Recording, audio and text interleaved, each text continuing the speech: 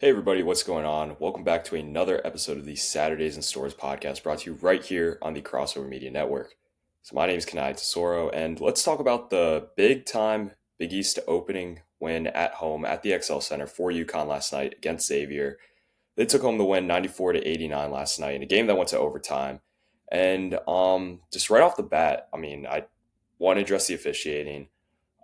That was some of the worst officiating I think I've ever seen in a Big East basketball game. I hope that refereeing crew never officiates another Big East game ever again. Just because, I mean, twice going both ways. It wasn't just some of the calls that didn't go UConn's way. It was both ways in the last minute where, I think that call that they had on the hold on Leah McNeely on Xavier's end was soft. I mean, they should have let that play out.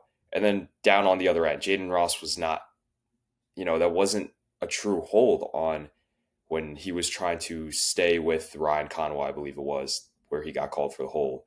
And I mean, it's really unfortunate because it almost got to a point where the refs ended up making it about themselves, and they could have potentially ruined what was a really, really great classic example of a great Big East battle, great Big East matchup between two programs who have been very successful the last few years. And I mean, yeah, that's pretty much all I have to say about the officiating. It needs to get better. UConn has not gotten a great whistle this year, and that's to be understood a little bit with the referees not enjoying officiating games in which Dan Hurley's on the sideline yelling at them for the entire game. I get it, but um, I just think that's just going to come with it, and it is what it is. Um, Something else I want to address: Xavier as a program has really been a victim of terrible injury luck the last 2 to 3 seasons. 2 year last year they lost Zach Fremantle and Davey McKnight. Huge loss to their program. Last night they were without Fremantle once again. They did have most of their guards, but they were missing their someone who would have been their starting center. I'm blanking on the name right now. I'm not sure if he'll come back to me later, but obviously big blow for the Xavier program that probably could have been a top 15 team, top 20 team in the nation this year, and definitely I think still has a chance to be. I mean, their guards are really talented, and they went nuclear last night, and I think if they're able to get Fremantle back at a reasonable time, I mean, they have a chance to stack up wins and maybe clinch a tournament appearance. But who knows? The Big East is a little bit weaker this year, so it's going to be tougher to get those big time resume building wins. Those are going to be tough to come by throughout the course of conference play, and it's probably just gonna be tough for teams in the Big East to really build upon the resumes outside of what they were able to achieve or not achieve in out of conference play. So let's get into my takeaways from UConn last night. For one, I want to address the defense. I talked about how the perimeter defense seemed to be improving, and I think it has improved. But last night was maybe a little bit of a step back, or maybe a, they kind of stayed stationary where they were in terms of their how good they are defensively, rather than continuing to improve in this game as they have. It's kind of been the trend over the last 5 games since the Maui Invitational. A lot of credit I think goes to Xavier and their guards. They made some really tough shots, and there were many instances where UConn's defense on the perimeter was good. It's you just have to tip your cap to the Xavier guards, and they made tough shots. They hit a lot of step back threes, and I think without them being able to go on the run where they made, I want to say it was 7 or 8 threes in a row, that UConn probably wins this game more comfortably, and they probably win it in regulation instead of needing an overtime period for them to close it out. But while I do think a lot of it was Xavier just going nuclear and making everything from beyond the arc, it felt like. I do think some of it is on UConn. That there were several instances where they fell for ball fakes, specifically against Ryan Conwell and Dante Maddox, where you got to stay down. These guys they hit you with a ball fake, then they drive in, step back out to hit a three, get a good look. And I understand those are tough shots, but you can't go for those ball fakes to put them in a position to have a better look at the rim to be able to get a shot off. And again, they did, you know, the guards kind of struggled against the size of the Xavier and the physicality of the Xavier guards. They were able to blow by a few times and get some easy lanes to the hoop. And Ryan Conwell and Dante Maddox, especially Marcus Foster as well, they had some great takes and drives to the basket which I think you're going to look for. UConn to hopefully cut back on allowing going forward. I know I talked about I wanted to see solo ball improve, especially with his perimeter defense. And last night he wasn't great. He did have four steals, especially that one late in the game, leading to the take foul by Xavier, which sent him to the line. But that was really big to see them step up when they crucially needed to get a stop, and then for them to be able to do that was, I think, really encouraging to see. That even in a game where they seemed like they can't get a stop, when it's time to get that stop, when they really really need it most, that they're able to step up and get it. I think Hassan Diar was great on the perimeter last night in terms of his defense, but that's I think something most people would figured we'd see going into this year. And I definitely do think what's been really encouraging to see is Jaden Ross accepting that role as kind of a defender who can come off the bench. I know we're still kind of waiting for the consistency from his 3 point shot, but if he's able to kind of shape himself into a 3 and D guy off the bench who could give you a solid 20 minutes a game, that is going to do so much for this team and himself and his growth as a player. Just to get back to Son a little bit, obviously one of the biggest concerns about this team going into the year was point guard play, and the Aiden Mahaney experiment failed. Unfortunately, I just don't think that was really his role. He hadn't done that at St. Mary's, and I didn't think it was going to work here, and it didn't.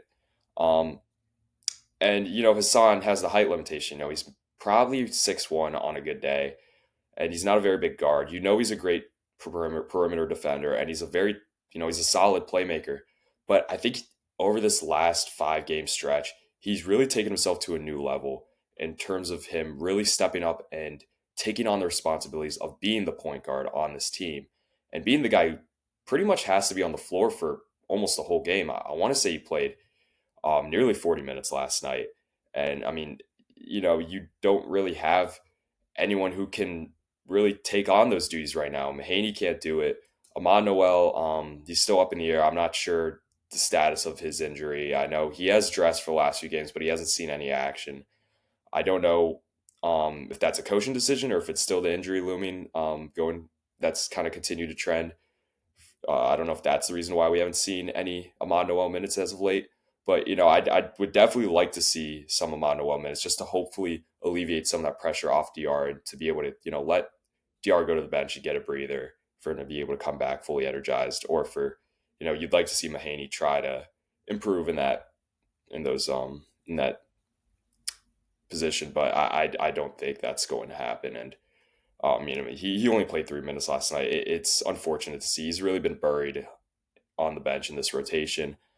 Um, but I mean, I also think, well, going back to Diarra, over the last 5 games, I believe I saw the number was he has 41 assists to only 8 turnovers, which is absolutely incredible. I think this was the Hassan Diarra that I wanted to see going into this year. I assumed he was going to be the starting point guard this season, and I was a little shocked when Mahaney got the start at point. Definitely, again, I've talked about how I don't think that was the right role to put him in, and he hadn't done anything like that before when he was playing at St. Mary's, and kind of just didn't make sense to me. But this is the DR I expected going into the season, and we didn't see it in Maui really. But I think ever since Maui, he's really changed his game as a player, and he's really improved. And I mean, he's done a really great job in getting guys to their finding guys in their spots, making the right pass, making the right reads, allowing you kind of get into their actions. I know because of the height limitations, size, he's been pushed out a little bit further than I would like to think that UConn and Dan Hurley would like to run their actions and sets out of. With Tristan Newton, I mean, you could run him right behind the 3 point line last year because he was a big physical guard.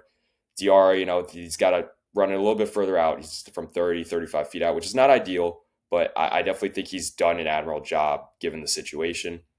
I also think the emergence of Liam McNeely as a secondary creator has really taken a lot of pressure off of Diarra, and really helped him in being able to kind of settle in and not have to force things and really kind of play his game. Lee McNeely's emergence is being able to be a guy who can create on his own, run someone who he can run actions through and run DHOs driven for him to get the ball and go to the lane where he can make it almost a 2-on-1 with him and the center or four-man roll into the basket. Either it's Samson Johnson once he's healthy, Tarris Reed, or Alex Caravan or someone like that, or Jay Stu, Jaden Ross. I mean, I think that's really good, and he's made a lot of great decisions when doing that. When he's setting those actions in terms of him deciding whether to take it himself or dump it down low. And I mean, he still hasn't particularly shot the ball well from three just yet this year. And I think once he does, it's just going to open up so much more for him and this team overall. Additionally, I think Tarris Reed played probably the best game of his collegiate career last night. He got his first start as a UConn Husky, and in I want to say around 35 minutes, he put up 20 points, 13 rebounds, had four blocks, um, two turnovers, but added two assists as well, and only three fouls. I mean, he did a really good job in being a little bit more disciplined last night as opposed to the games prior. And I mean, he's really he still makes mistakes. There's still, that concern there, which was one of the things that a lot of people, I think, worried about when the announcement came that he was transferred from Michigan to Connecticut. Just, his ability to process the game, I think, has improved a lot in terms of what I saw from his Michigan tape when the transfer was announced to now. I think he's improved mentally so much. And I think that's done a lot for him. But there's still the moments where he, makes a stupid foul or commits a stupid foul, like at Texas, where he committed a foul 30 feet away from the basket and forced Singara to enter the game. Um, or last night, he missed an open look, or I mean, a fairly easy look, which probably would have iced the game completely for UConn and put them in a position to comfortably win. I mean, obviously they ended up getting the win, and they had some luck go their way. But again, he shot well from the line too, 6 for 6, I believe, and he's improved a lot, and I definitely can see the path where Tarris Reed becomes like an Adama Sanogo. I don't think he's as talented in terms of his footwork and skill and particular skill set that he has just yet. I mean, I think next year for sure he could get to that point, but you definitely can see the physical specimen that Tarris Reed is and the natural abilities he has. And I think it's just a matter of him cutting back a little bit more on some of the smaller mistakes, which haven't, particularly hurt the team largely just yet. Um, but I think he's almost made it so that the coaches might have no choice but to start Tarris Reed going forward. I understand it's a difficult spot to put Sampson in, being that he's coming back from the injury, and he's been a guy that's been here for 4 years, and he's so good at he's one of the best um, ball blitzing centers for five men in the country. He's probably the best center in the country when it comes to being able to blitz the ball and get back to recover in the paint, and doing the rim running and the change of pace that he was last year for Donovan Clingan when Samson Johnson would come in for him, and being able to run up and down the court and stack up blocks and get those dunks in transition. And he's done a lot for this program, and it's potentially going to be a tough conversation to have if the coaches decide to go in that direction with Tarris Reed going forward. But I mean, Tarris Reed, I think at times I feel like the offense moves a little bit more crisply with him out there in terms of them being able to run their sets. And I mean, regardless, Samson Johnson's one of the most important pieces of this culture and this team. And you're going to need him to be a contributor no matter what role he's in. And I think if he goes to the bench, that's not a bad thing. It's just a tough conversation to have. But Tarris Reed looked really good last night. And, I hope he continues to do this going forward. I think it's just a matter of him being more consistent in his style of play. You have to take last night with a grain of salt just because Xavier was down. Of course, Zach Fremantle and the name's still not coming to mind in terms of the other big Xavier loss to preseason with the ACL tear. And the only guys they really had out there were maybe 6'8", 6'9". So not the biggest guys he was going up against. But I think you just look for Tarris Reed to become more consistent in having performances like that. I want to talk a little bit about Jalen Stewart and Jaden Ross. How particularly the sophomore class in general. I'd throw Yusuf in that group as well. Just really embracing this kind of glue guy mentality. I talked about Jalen Stewart, in my eyes, really embracing a glue guy kind of mantra to his game, and being a guy who would come off the bench, get you points when you need it, like you saw in that Gonzaga game where he single-handedly led two runs on his own where Gonzaga tied the game or cut it to a one possession or two possession game, and really give you kind of a lot of breathing room. I talked about him in the Baylor game, getting those crashing the glass, getting those offensive rebounds, playing tough defense. And last night, I mean, that him diving on the ball and forcing that jump ball was the perfect example. I mean, I think last year there were questions about whether he fit the toughness and fit the Dan Hurley UConn culture of kind of putting it all on the line to win. And I think he's starting to prove it and endure himself to UConn fans and the rest of his, and this program that he is about that. He really is buying into what this coaching staff wants for him and the vision they have. I don't know if he reaches his peak this year. I mean, of course, we've already seen how much his team has improved in the short time it's been since the Maui, 2 weeks at this point, I believe.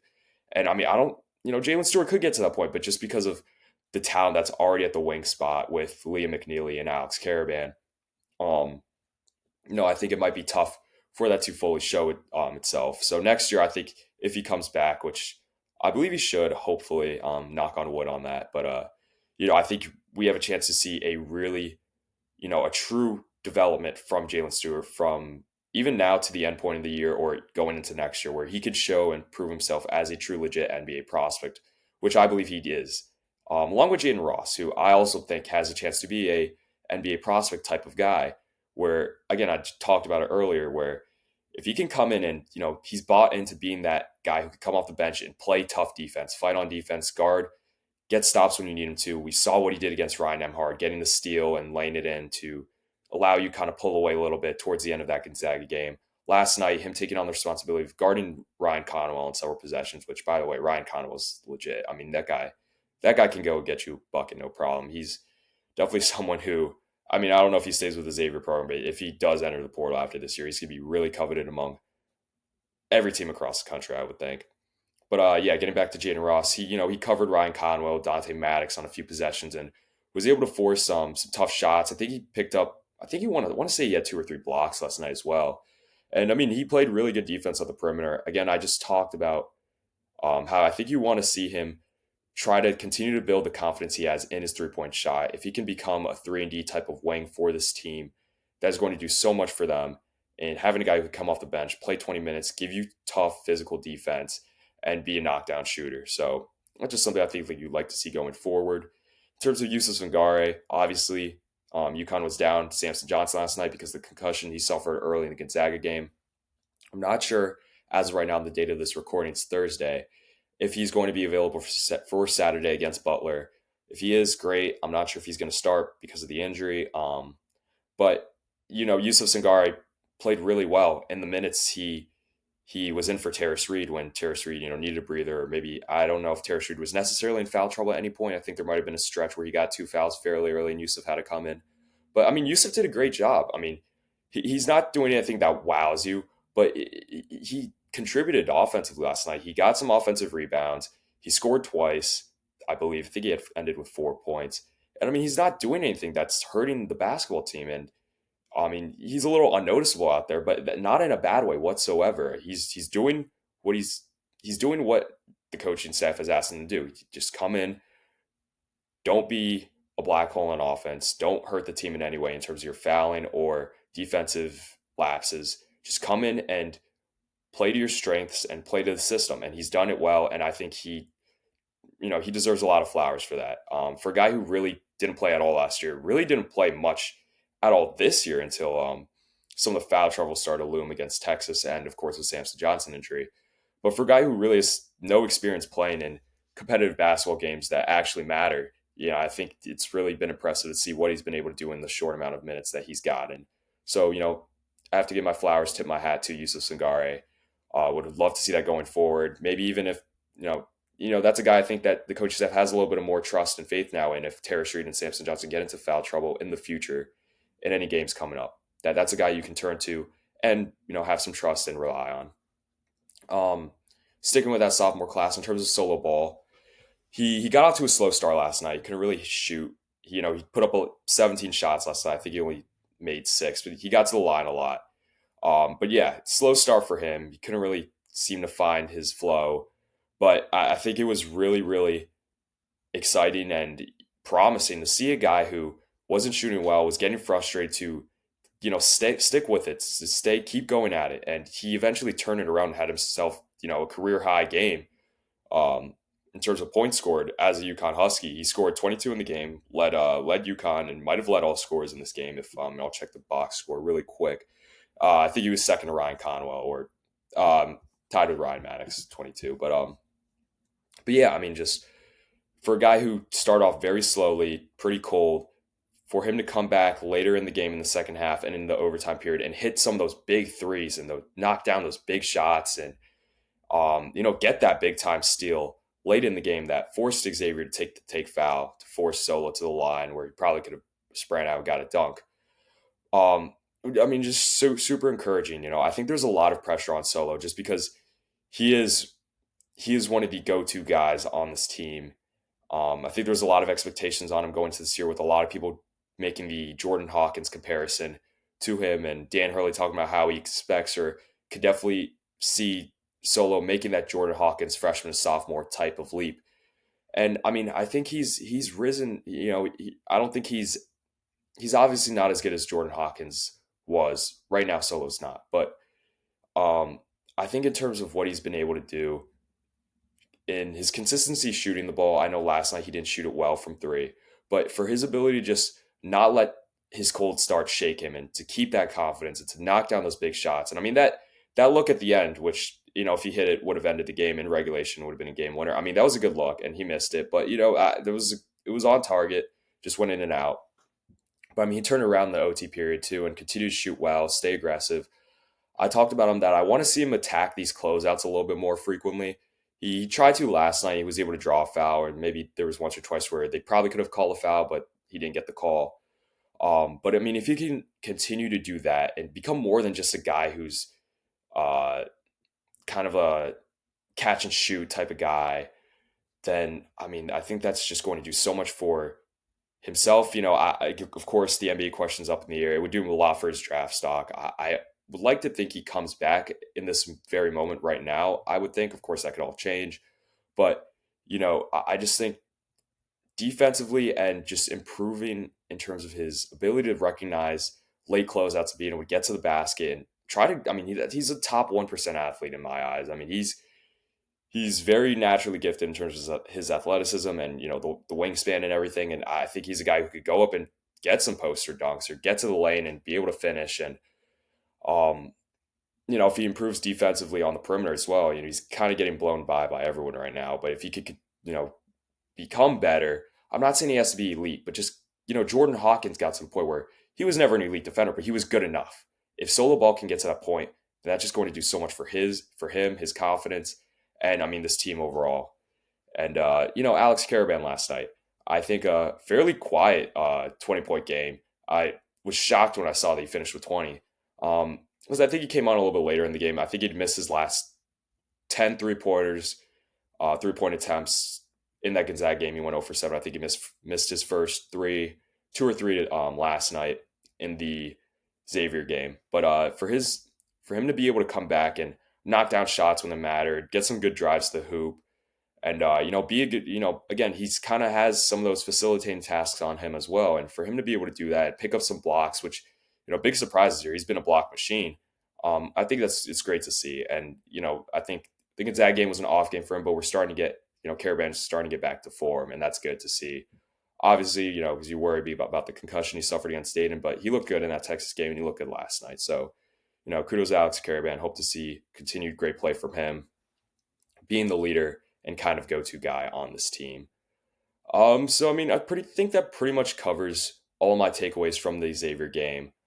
They played really well. I know there's that, the stat people love to throw out there about how UConn's won more national championships in the last 10 years than they've won Big East openers, especially Big East home openers. I want to say this was their first Big East home opener win in a long time.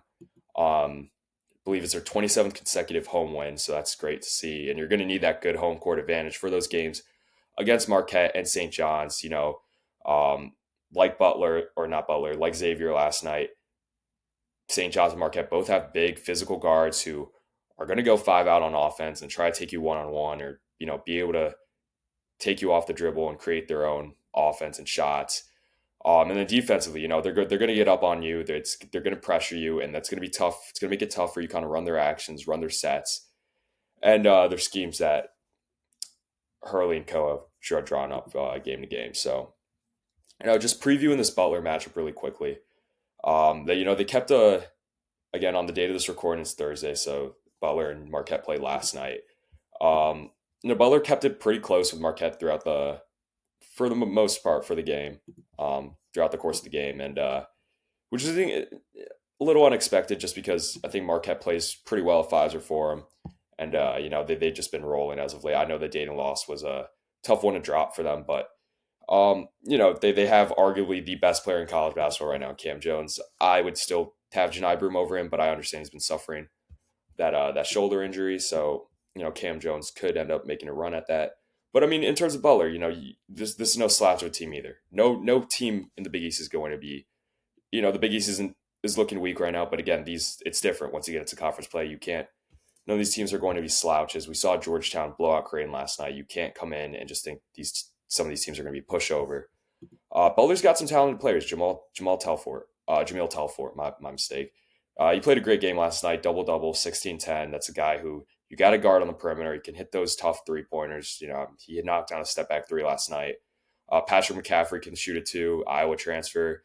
He's someone who's been pretty solid for Butler this year. And, you got to guard him on the perimeter. The perimeter defense has to continue to improve for UConn.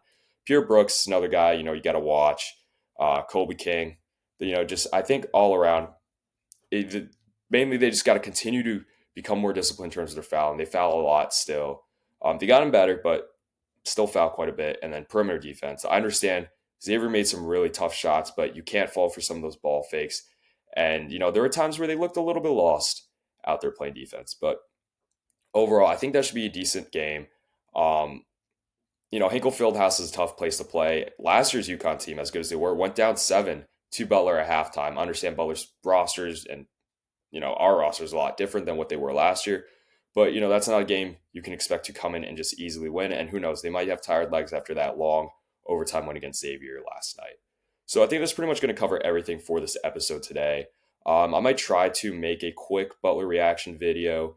I believe following the Butler game, we have a 10-day break period in Big East play until the new year. So, maybe I'll give a little bit of an update of some of the Huskies in the NBA, but we'll see what's to come. So, again, if you like this podcast, if you like the content on this channel, please tell your friends, review, subscribe, comment some of your takes down below. I'm curious to see what you think about UConn and the win that they had against Xavier and what you expect to see going forward. So until the next episode, I will see you all next time.